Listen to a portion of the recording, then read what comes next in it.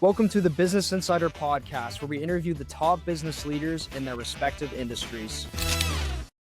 Hey guys, what's going on? Today I'm excited to introduce a special VIP guest. We've got Kara Jensen here. She is the marketing consultant and owner of a company called Be Outdoors Arizona, and they specialize in effective marketing that actually makes the client money. Kara, thank you for coming on the podcast today. Thank you, Riley. I'm happy to be here. Absolutely. Very happy you're here as well. So as you know, I've got a bunch of questions lined up for you, and I'm sure our audience is wondering, specifically what you do and really what the major outcomes are for your clients that work with you. So before the podcast, you'd kind of given me a brief rundown on what that looks like. If you wouldn't mind reiterating that to the audience, that'd be amazing. Well, what I do a little differently than a lot of marketing companies is I focus on actual results. We like to work with companies where we attract buyers in and then nurture them until they're ready to actually buy.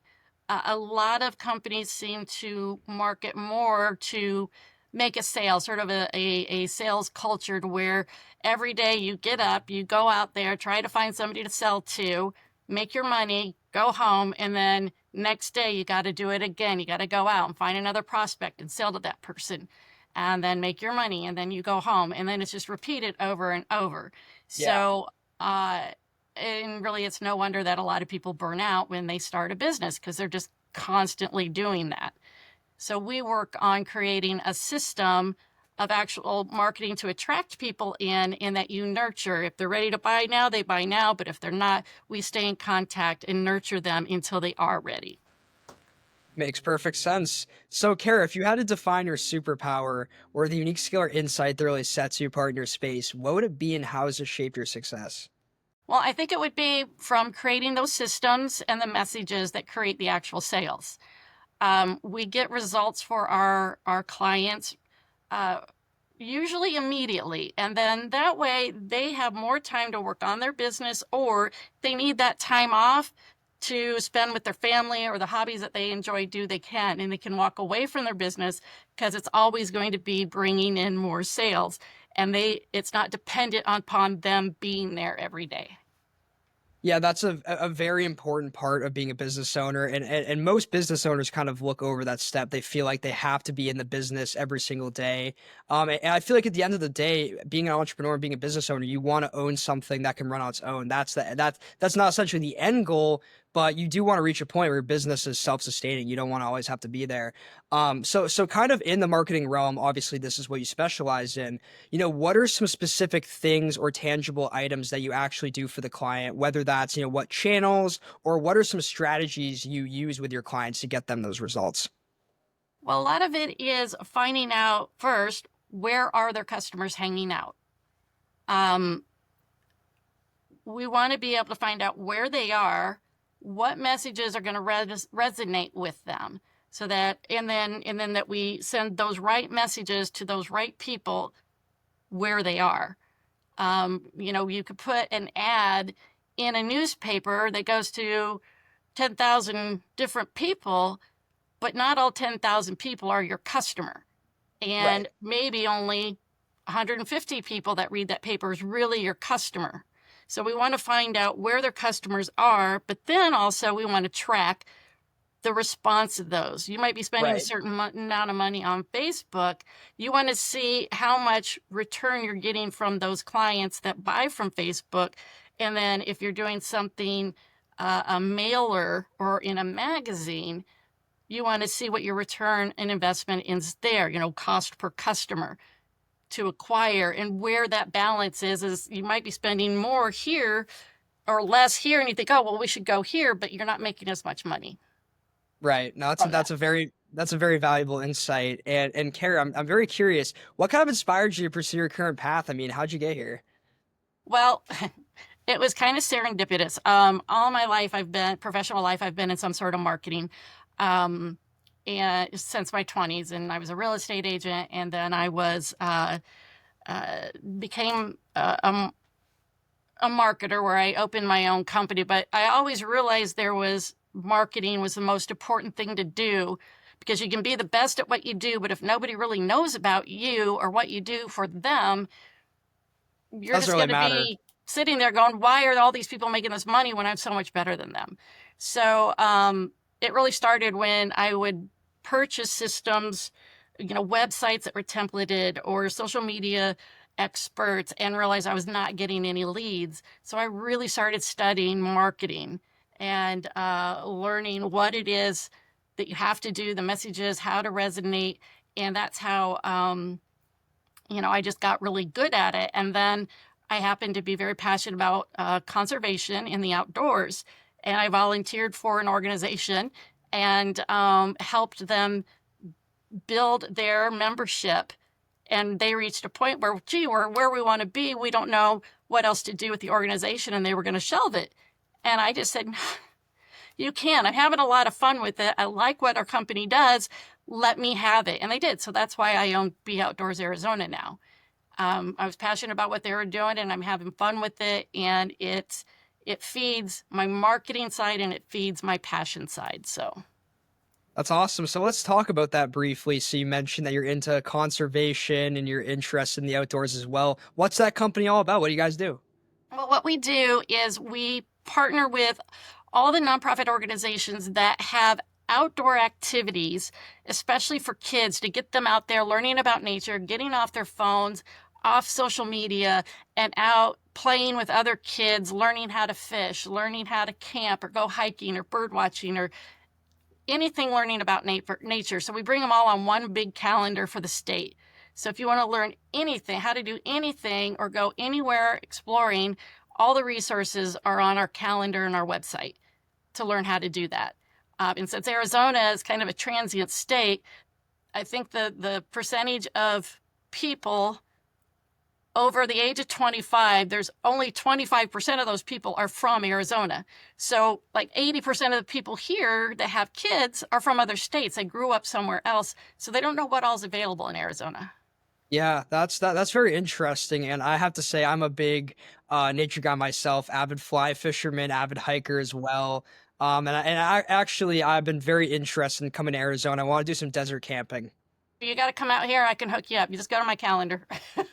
All right, sounds good. Appreciate Yeah. that. And then the Um, other part of it, the business side, is where I work with the retailers, the camping stores, the sporting goods stores, the hiking stores, the boat rentals, ATV rentals, the tour guides and all that to market to those people. So I've got a whole community where I'm supporting the nonprofits, taking care of nature and then taking care of the people that are getting into or becoming outdoor adventurers and hooking them up with vetted businesses that can provide them with the gear and the things that they need or take them on the tours that they can trust and rely on. Now, how powerful has networking been to your success, and what tools would you recommend other entrepreneurs use to up their game? Well, this is different. I've found I've done a ton of networking, belonged to a bunch of networking groups. Phoenix, Arizona is just huge on networking. There's so many groups, but what I've found is the retailers aren't there. The outdoor recreation retailers aren't there. I got to go to them in a different way. Otherwise, networking is great. As long as you know what you're doing and you're not just going in there saying, hey, here's my card. I do this. Do you want to buy it? You've got to create the relationship. So when I go into a networking thing, I never ask, what do you do? I ask something different like, how long have you lived here? Or what do you do for fun? Or what kind of books do you read? Get to know people first and build those relationships because nobody's going to trust a used car salesman to come up and just hand you a card and say, Yeah, can we meet and talk about business? Like, no. yeah, that's a very good point. And kind of moving on to a different topic now, probably the lowest hanging fruit of the podcast. Everybody's talking about AI. It's impacting so many industries. How is AI impacting your industry, and are you utilizing it? I am not using it. And I think people can start to tell if something's written by AI if you do any content. I think people are more craving authenticity and a connection with people, and I don't know that AI can really make that.